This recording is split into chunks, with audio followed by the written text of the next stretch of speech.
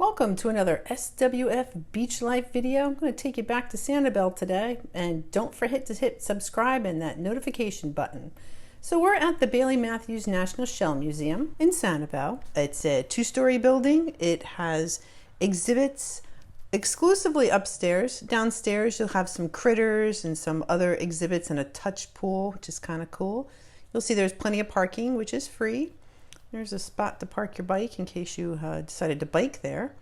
And I'm going to show the admission prices right there so you can take a look. It was a little steep, and you'll just have to decide for yourself if it's worth it. If you like shells, this is really the place to go. You learn all about the different types of shells, and I'll get into that later. So we're downstairs, and they have this cool tank with live critters. You got Dory and Nemo and some clams, which were kind of cool. And then they also have these are some of the exhibits with some cowrie shells and things that people have done with them in the past and different ways that shells have been used. And I think that's some abalone in there. Kind of pretty. Now, I liked it because I like critters, so I really liked checking out downstairs. Here you're going to see a cuttlefish.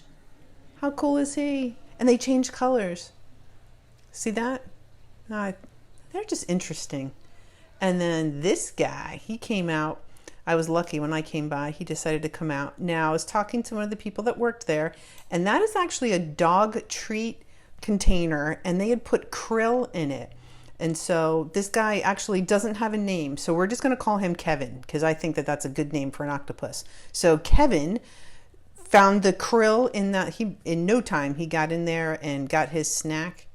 And look at them changing colors. Oh, they're just so cool. Octopus are actually really, really smart. They can disguise themselves. They have 3 hearts.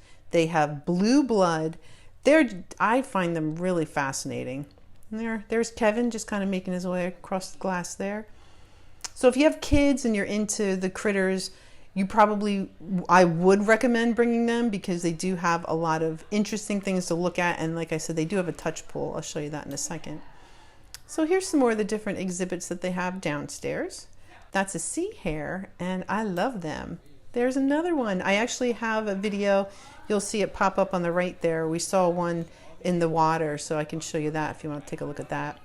That is a shark eye, also known as a moon snail. Look at how big it is compared to the shell. I thought that was wild. There's a crown conch, that's a tulip. And so this is the touch tank then. So you're allowed to go in and pick up the critters and learn more about them. You see a lightning whelk there. Same tank from a different angle, with all the live critters in there. And so the people that were there were extremely knowledgeable about all the different shells. That's more crown conch and a tulip. So now we've made our way upstairs, and I did say this was going to be a quick overview. I don't want to ruin it for you if you do actually go there, so I just want to kind of give you an idea of what you'll see. Nice, pretty, looks like some meeting area space, and then we're going to make our way over into the exhibit now.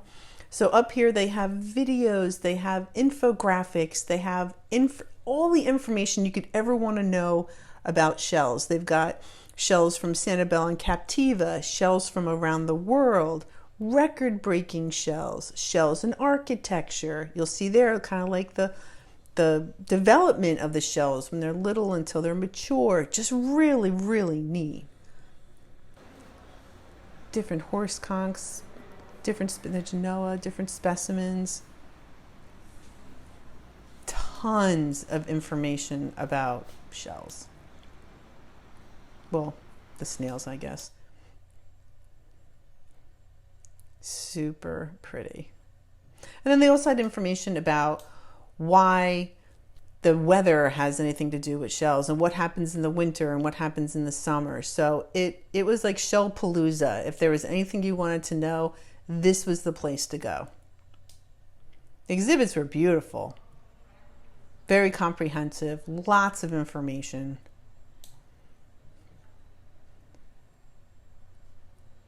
Really, really neat. And then here they show you that shells were used in art. That's a carving on a shell, which I just thought was out of this world. Just really, really neat.